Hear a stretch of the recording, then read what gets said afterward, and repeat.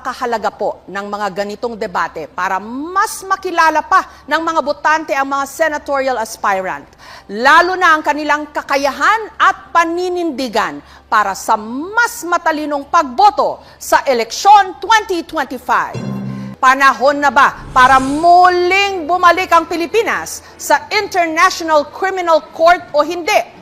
Ating Congressman Teddy Casino na sang-ayon sa paglahok muli sa ICC, habang tutol naman si retired Colonel Ariel Querubin. Bakit ho kayo pabor? Kailangan natin bumalik sa ICC dahil bulok ang sistema ng hustisya sa ating bansa at kailangang may ibang matatakbuhan ang mga biktima ng mga matitinding krimen sa ating bansa.